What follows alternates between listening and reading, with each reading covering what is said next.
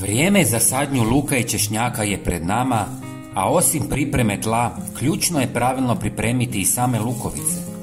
Iako luk brzo proklija i raste, lako postaje meta štetnika i bolesti. Da biste osigurali bujan rast i zdrave plodove, dezinfekcija sadnog materijala je neophodan korak. Tako ćete izbjeći potencijalne infekcije i osigurati krupne, zdrave glavice luka. Pokazat ćemo vam 3 metode kako to možete postići. Pomiješajte 1 žlicu drvenog pepela s 1 litrom mlake vode.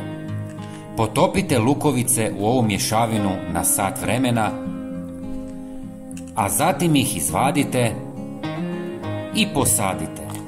Ovaj postupak ne samo da će dezinficirati luk, već će pepeo djelovati kao prirodni stimulans rasta, obogaćujući lukovice esencijalnim mineralima. Uz pepeo, kuhinska sol je još jedno odlično rješenje za dezinfekciju, štiteći lukovice od štetnika, posebno lukove muhe i grinje. Za postizanje boljih rezultata preporučuje se da lukovice potopite u običnu vodu na 2 sata prije nego što ih uronite u slanu otopinu. Nakon 2 sata pripremite slanu otopinu miješanjem pola žlice soli s 1 litrom vode i stavite lukovice u ovu smjesu. Maksimalno ih natapajte 4 sata, a zatim dobro isperite u običnoj vodi.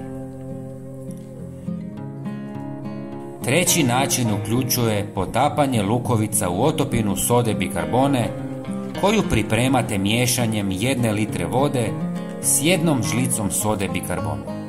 Ostavite lukovice da se namaču 30 minuta. Prije ove dezinfekcije i sadnje, važno je odabrati kvalitetan sadni materijal. Lukovice trebaju biti čiste, velike i bez oštećenja. Dragi prijatelji, bilo bi nam drago da pogledate i naš sljedeći video na vašem ekranu gdje govorimo o prihrani za salatu. Hvala vam. Pozdrav!